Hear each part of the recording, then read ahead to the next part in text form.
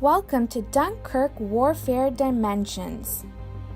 If you already don't know, the core U.S. military doctrine recognizes 5 dimensions of warfare: land, sea, air, space, and information.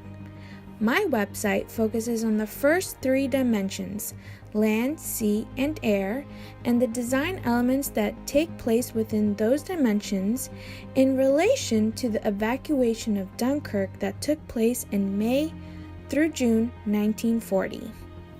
Here we are at the home page, where you will have 2 options to either play the movie or explore.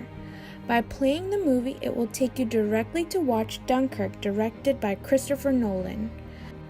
But right now, let's choose Explore. By hovering over the white bar, a menu will appear which you will have the options to choose from: land, sea, or air, from parts within the movie. Let's start with land.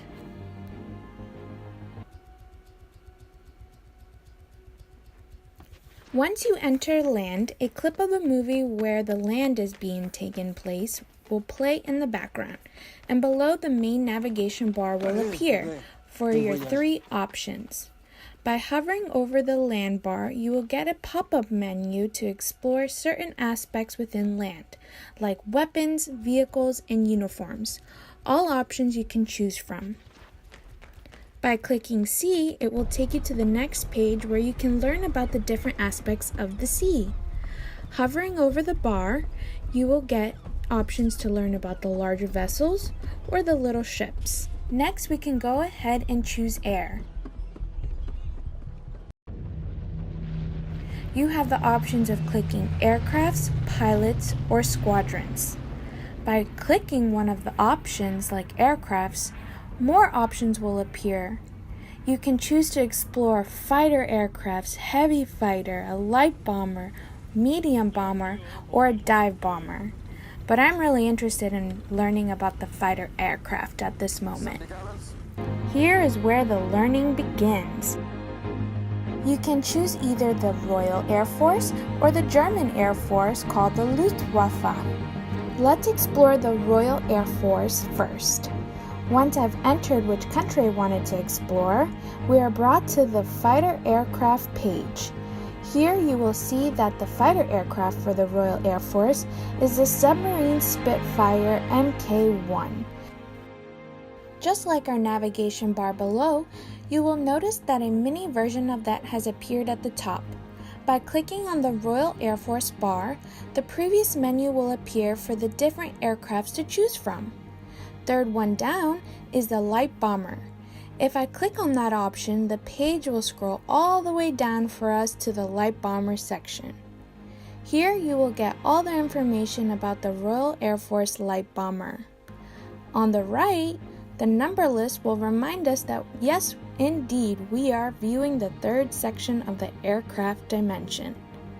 Another trick with this number list is instead of scrolling all the way to the top, you can simply click on the number 1 and it will bring us to the top of the page.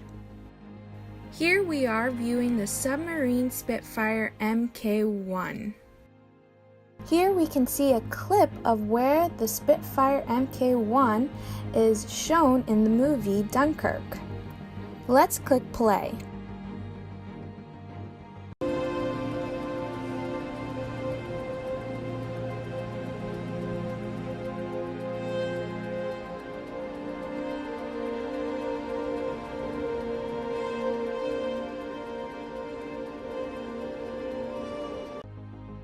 After viewing that clip, you can continue scrolling to learn more about the Spitfire. Here you can see that there's an image of the Spitfire, you can see the designer, the manufacturer, the engine, the top speed. Wow, 362 miles per hour. That thing is really fast. You can keep on continuing to scroll and you can see more design elements of the Spitfire. Here you can see what the RAF did to paint their aircrafts. By clicking more details, you can read more information on their unique painting techniques. Did you know they applied temperature land schemes to their planes? What that means is they use earth colors on top like dark green or gray green and sky blues below. That was planned in case the enemy was overhead and looking down at them. They would camouflage easily with the earth tones. And if the enemy was below and looking up at them, they would again camouflage with the sky. Pretty neat. You can go ahead and click less details when you're done reading. Next is the military insignia. Every country has their own, and the Royal Air Force did change their insignia after time and different wars that took place. By clicking on View More Details, you can read and learn about the different types of insignia that the RAF had over time. And lastly, the letter markings on the planes. Most units of the RAF are identified by two-character alphabetical or alphanumerical combination squadron code. For example, the Q and the J are the squadron code, and the squadron code is usually presented along with an individual letter or character to form a call sign for the particular aircraft. For an example, the K on the right is the aircraft code. Location of the call sign combination has usually been on the rear side next to the RAF roundel, or what we know as the military insignia. Now it's time to check out the German Air Force, the Luftwaffe. As you can see, it has the same setup as the previous fighter aircraft page. If I go above and click on the Luftwaffe bar above, the menu will appear with more options of the different aircrafts. Third one down again is the light bomber. If we click on that, it will take us directly to the light bomber page for the German Air Force. Here you can view and learn about the Dornier Do 17Z2, or what some know it as the flying pencil. But I am still curious on learning about the Luftwaffe fighter aircraft first, so I will click on the number 1 to bring me back to the top. Here we are once again viewing the German Air Force fighter aircraft, the Messerschmitt Bf 109E15.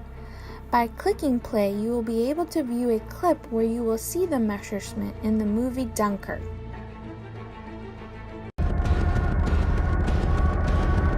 Full speed, people.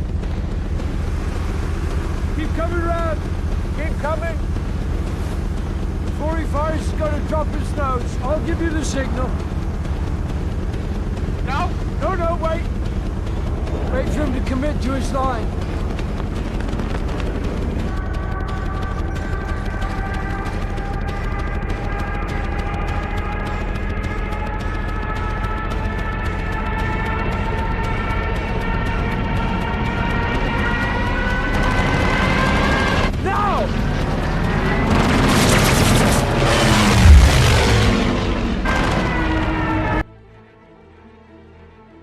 After viewing the clip, you can continue scrolling to learn more about the Messerschmitt.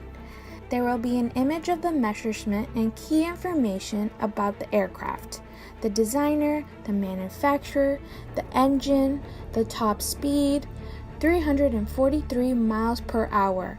Not as fast as that Spitfire. You can continue scrolling to learn more about the design elements of the Messerschmitt. You can see what colors and specific techniques the German Air Force used for their aircrafts. Then you can head over to the military insignia and view their recognizable swastika symbol. And lastly, their letter marking identifications. Each aircraft carries serial numbers to identify their squadrons. Now we can head to the top left corner and hit our home button to take us to our home page. Here we are, back to the start.